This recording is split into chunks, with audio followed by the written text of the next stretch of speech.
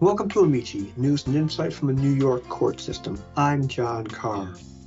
For today's Diversity Dialogue segment, I'd like to introduce you to my colleague, Antonella Barbieri, a senior management analyst who's worked her way up in the court system since joining the Unified Court System back in 2004. Antonella was recently promoted and is now a manager in our division of e-filing. She was previously a court clerk training specialist and has trained judges and attorneys and clerks and agencies and the general public. She also served as liaison between the highest volume courts in the state and the New York State Court's electronic filing system. Her efforts are greatly appreciated, as evidenced by the fact that she has been honored with multiple awards, including the New York County Lawyers Association Unsung Hero Award. It's a tough job, and it's an important job. But she has another job that's even tougher and even more important, and that's being mom to two young children, including one with autism.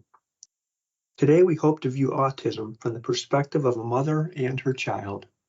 Antonella, thank you for your willingness to share your story. I'm hoping that the unique insight you have will clear up some misconceptions and help us all appreciate the family dynamics with an autistic child.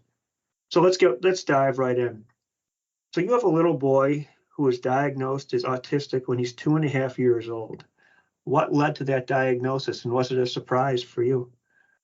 Oh, it was certainly a surprise, but what led us to the diagnosis was when we were at the doctor's office for my daughter's well visit for she was 3 months old. And I was asking the doctor, just in passing, I was like, When's my son gonna talk more?" The doctor was like, "Well, what do you mean?" And I was like, "Well," I was like, he counts 1 to 10. I was like, "He does it really well." I was like, "But he's not really saying anything else." And my doctor said, "Well, what are you waiting for? Get him evaluated." And I was like, "Yeah?" He goes, "Yeah." He goes, "They get services in the house until they're 3 years old." I said, "Oh." I was like, "Well, maybe he can get some speech therapy." So I called an agency that assigned us a service coordinator, and she explained to us the process, scheduled an evaluation of our son, and there was a speech evaluation, there was an occupational type of evaluation, and a psychological evaluation. And after the psychological evaluation, the person who did the evaluation just said, "I'm going to diagnose your son with autism at this time. I'm sorry," and hung up the phone. It was a virtual, yeah, it was a virtual appointment, and I just the phone hung up, and I'm looking at my son who was still playing with some of the toys they had me put in front of him, and I, I was stunned, to say the least. It was definitely stunning and shocking, hearing that, especially when you thought you were just going to get some speech therapy. So that was the concern, and that's what led us to the diagnosis. How did you react? I cried. I cried a lot. We were stunned and shocked. There was a lot of crying, a lot of not understanding, even anger. But we couldn't be there long because there was a call to action. We had to schedule over 20 hours of services for him. So it became something real and changed our lives immediately. So life really hasn't been the same since. And life before the diagnosis is not even really much, it's not clear to me anymore what life was like before this, because we just know life now, living with someone who is neurodiverse. Let's take a big step back and start where I probably should have started in the first place and define what it is we're talking about. So, what is autism? So autism is a spectrum disorder, okay? So it can impact people in different ways, but essentially what it is, it's a developmental disorder that impairs someone's ability to communicate or interact in society. And there could be a range of symptoms. It can manifest in different ways, and that's why they call it a spectrum. So, the first signs to you were your son was late in speaking. Was there anything else Right. in retrospect?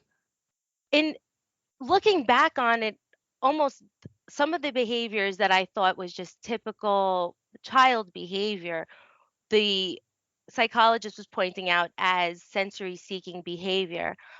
My son would hold a toy and he would spin in a circle. And I would sit there and say, man, look at the way he loves that toy. It's like a love story, him and that toy, the way he's spinning with it. Thinking that that's what it was, that he was just in love with his toy, clapping his hands or flapping his hands when he's excited, or tiptoeing over to something when he's excited. I mean, I tiptoe over to the dessert table sometimes. So I took that behavior and interpreted it as something else, but actually it was brought to my attention by the psychologist that it was sensory seeking behavior, and that's behavior that is typical of someone who is autistic. I understand. So at the time that the diagnosis was made, your daughter was a newborn, very, very young. Yeah. And she's always grown up with a special needs child in the house. What is her outlook on this? How does it affect her? Well, I would say my daughter, who's now 3 years old, has a front row seat in living with and loving someone who is neurodiverse. At the young age of 3, she started 3K back in September, and in that first month, she actually won the Respect Award that recognized children that accepted the diversity in others. And I said, wow. I said, at 3 years old, she's already doing that. And at parent teacher, they said, yes, Stella advocates and speaks up for some of the children that are having trouble communicating in the class. And it was remarkable to find that out. And they said, well, what are you doing with her at home? And I said, well, her brother is autistic. I was like, so maybe she's picking up on that. And they said, oh, wow, then you're doing an excellent job. And I wasn't trying to look for accolades. I was just so glad to hear that my daughter was well behaved. It was just such a breath of fresh air to know that at 3 years old, that she would be conscious of advocacy and people having needs, and people that have needs can be helped and addressed by people that have that capability, like her at 3 years old. It's There seems to be phenomenal. there seems to be a natural empathy with her. Yeah, certainly. But it doesn't mean I don't have concerns. I certainly have concerns. I worry as a parent sometimes, will she perceive me being tough on her, more tough on her than to her brother? But we're being equally tough on them, and we're still challenging them both, but they're being challenged based on the needs and the abilities that they have. So the challenges that our daughter has are greatly different than the challenges our son has. And I would just hope that she doesn't see it as favoritism or just being easier on her brother. I think just the fact that you're conscious of that kind of mitigates the possibility that that will happen. I hope so. So, how does the world look from the eyes of an autistic child? I don't know. I wonder myself sometimes when it's late at night and it's quiet and my son's laying in bed and the only thing you hear is him hysterical laughing at something. I don't know what he's laughing about. And I'm like, wow, I wonder what he's laughing about. And I ask him what he's laughing about and he doesn't answer.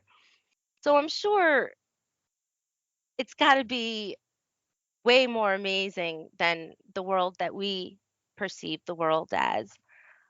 I can imagine the world at times may be difficult or tricky for him to navigate, depending on his sensitivities at the time. Perhaps a world or a scenario can be scary, like getting a haircut. Maybe he will be able to tolerate it better at some times than other times. And in those times where he's not able to tolerate it, that it could be scary that he's getting a haircut. Sometimes the feeling of water on his skin hurts and he says, ow. So that could be scary as a child or as a parent. You're just trying to give your kid a bath, not realizing at that moment, maybe just he's a little sensitive and the feeling of water on him actually hurts. So the world can be unstable, I think, then for a child with autism or just a person with autism. And we have to be more mindful and sensitive to that. That's interesting. You told me offline that, quote, the world will never know of the struggles he has, close quote. And it sounds from what you're saying that to a large extent, neither will you. Right, right. Certainly. And there's a the uphill battle that society faces is that there's a huge implicit bias that comes with autistic people, autistic children, people with neurodiversity. I've been told by people at times, but he doesn't look autistic.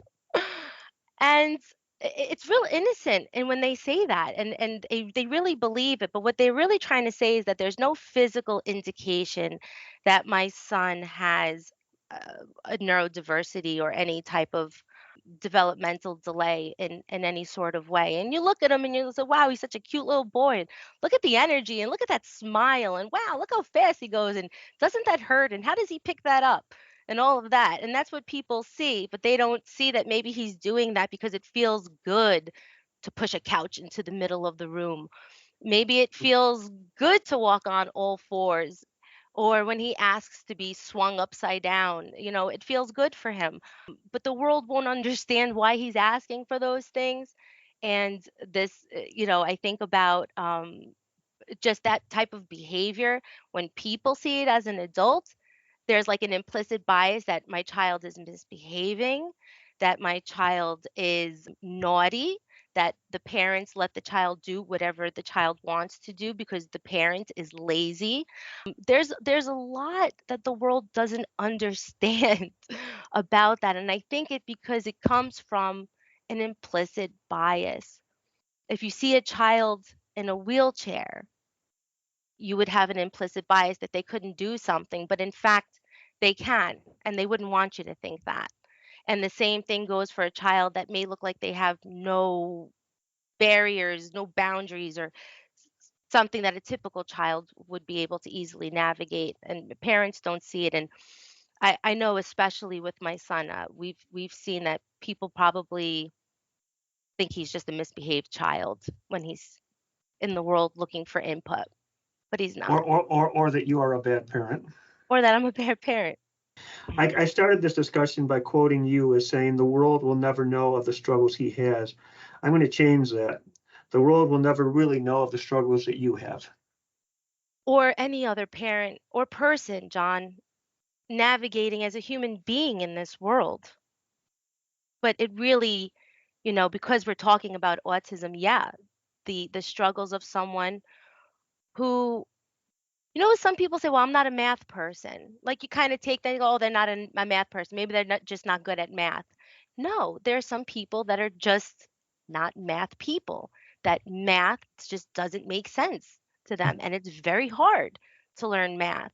So it's that type of implicit bias that we have to strip away and we have to get rid of if we really want an inclusive world for everybody to function in, then we have to get rid of these types of implicit bias. Well put. Now, your son, what's his name, by the way? Is Joseph, So, but we call him Joey. does Joey know he's different? Did it bother him? I think Joey knows he's different to the extent that everyone is different and he's the same as everyone else, that we're all different. I don't think it bothers him because he's constantly surrounded by people that accept him and love him. And it's important during this beginning stages of early intervention with children with autism, teaching them self acceptance, for them to grow their self esteem, and for their neurodiversity to be celebrated, because that will ensure that he is accepted and it won't bother him. The foundation of his happiness and whether this bothers him or not is on us as adults. It's our responsibility to make sure that it doesn't bother him. And that's why I'm sitting with you today, is to make the world aware and to be more gentle when it comes to people who may struggle in unseen ways. Now, when you mentioned examples of implicit bias, you were mainly talking about adults. How do the other kids treat him? Has he endured bullying or anything like that? I honestly, I have to say that I've never encountered my son being bullied, being made fun of, or teased by another child. I think society, parents, schools, extracurricular activities, and places where kids go, I think they're doing a great job at teaching inclusion and acceptance and diversity. And I'm real proud of that. And I see children will see my son if we're waiting in line for ice cream, if we're waiting in line for one of those kiddie rides at the park, and a kid sees my son wiggling, and I'm rubbing him and I'm squeezing my son to stay still and just to wait a few more minutes. Their kids let us go in front of them in line. Children who are waiting just the same amount of time as us. Oh, you can go in front of me, John. It's so wonderful, and it gives me hope for the future for our son because obviously there's kids that bully. I just have never seen it, and I don't want to say it doesn't happen. Maybe it does, but in my eyes and with my son, I have not witnessed it, and I'm very thankful for that, and I'm hopeful for the future because of that. That is wonderful. It sounds like we as adults have an awful lot to learn from children. Always, always, we can look at them for that newness and that freshness that we lose somewhere along the way. How do the parents of other kids view him? If you run into, I don't want my child playing with yours, he's whatever. Have you ever run into anything like that? I have witnessed it with other parents, and it's actually fine because it's more reflective on other people and not us as a family. So I don't internalize that. In fairness, to try to play devil's advocate, I can understand the parent maybe who doesn't want a child who might bite or push around their child. They might be scared that their child's going to get hurt, and I understand because I wouldn't want to put my child in an imminent risk, but I wouldn't want parents to prevent their children from interacting with neurodiverse children, whether there's behavioral issues or anything that comes along with it, because there has to be an acceptance and there has to be a tolerance and a patience. And I find that when I'm sitting with another child and my son, I'm able to create that bridge that allows them to play with each other. Some parents don't want to be the bridge. They just want to let their kids play without parent interaction. And we're not really afforded that. If my child is going to play with another child, I'm going to sit right there next to him and guide him and help him to socially interact with another child. So it's a big responsibility to play with a child that is neurodiverse and maybe has some behavioral issues that would be concerning to another parent. Someday Joey's going to have to navigate the world as an adult. That must give you some concern. I go back and forth on this one also. There's times that, like, I could see my son, he'll go and fix himself a snack, or he'll go and change his clothes, or he'll go to the bathroom by himself. And I said, wow, what an independent kid. He could only just be that independent when he gets older. But then I think about what type of education is he going to get? Can he sit for exams? Can he go to college? Does he need to go to college? Will he have a vocational job? Will he have what type of quality of life will he have? Can he live independently? Will he live assisted living in an assisted living home? I'm not sure. I'm not sure. And I do worry about these things, and they're valid concerns, but they're not anything I really have to worry about now, is it? He's only 5 and a half. So I know that when the time comes, even in the school that he's in now, it's a school that has other satellite schools, and one of the schools is a vocational school, and they do an excellent job teaching neurodiverse young adults how to clean, how to fold clothes, how to become a server. So I know that there's support services that'll help a young adult transition into adults living. But for any parent to think about their child growing up, it's real sad. So I don't even want to think about them growing up right now. But I do know that when we get to that point, that he'll be supported in the same ways that he's supported now as a child. That must give you great relief.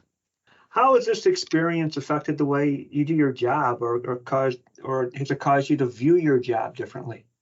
I'm one of the managers here in the division of e-filing, where it is the vision of this office to create a virtual representation of a courthouse. And for how many years did we think, well, there's only a courthouse, right? What other type of place do you go for justice? And we always imagined filing your documents and interacting with the court as going into a courthouse. But as time progressed and as technology is developed, we are able to now create an alternative court where people can file their documents electronically.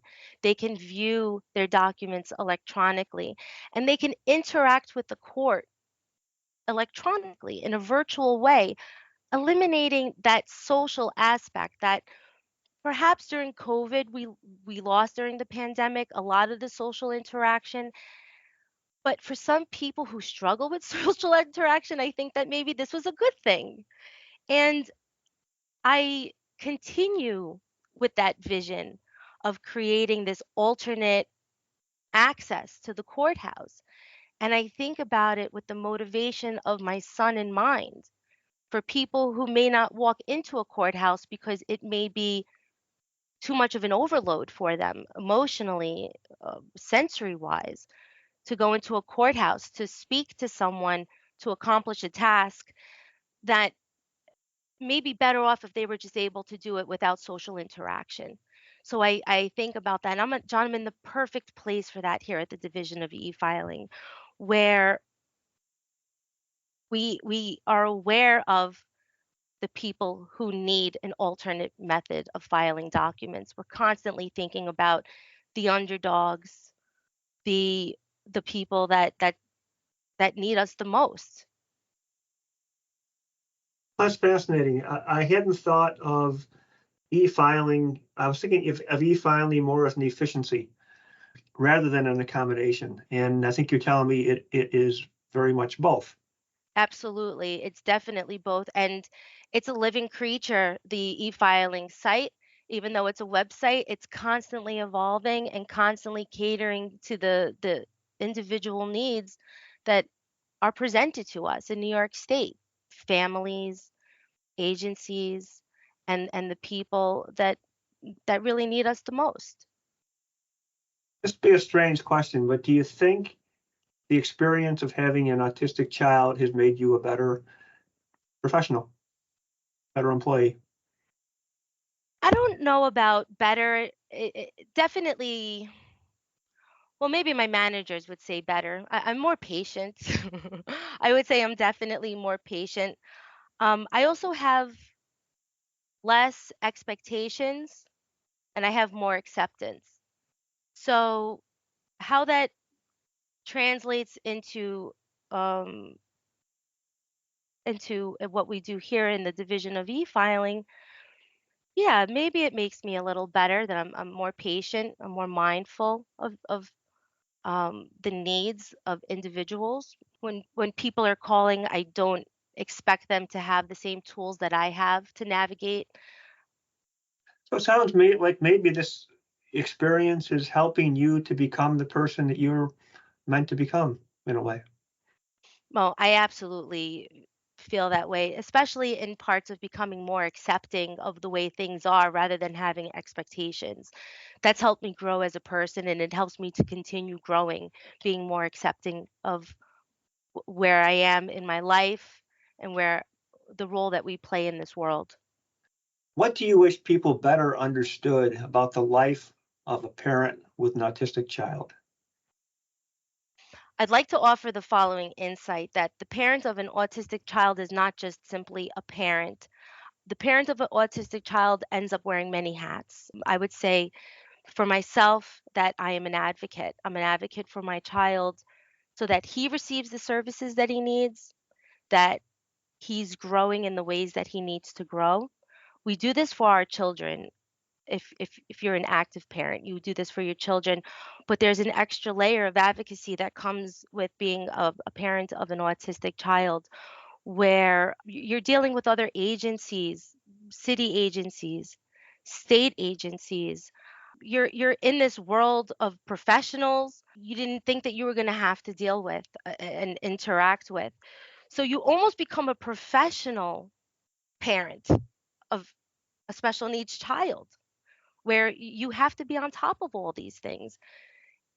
Part of being a parent of an autistic child means that we have to go also into the world and protect other autistic children, and that we need to always keep other autistic people in mind. And you're almost a parent to all autistic children, and that you almost become the spokesperson for all autistic children and an advocate for all of them. So it's a it's a big job being this parent, but I wouldn't trade it in for anything. Why do you say that? Because I waited my whole life to become a parent, and I think that I had an idea of what type of parent I was going to be, but I was so wrong, because you don't know what type of parent you're going to be until you have that child in front of you and you say, oh, I got to be a parent to that child. So I'm a parent to my son, I'm a parent to my daughter, and I'm a different parent when they're together. It's a wonderful journey, and that's why I say I would never trade it in, because it's something that I've always wanted. What can society and the courts do to better understand or accommodate those with special needs?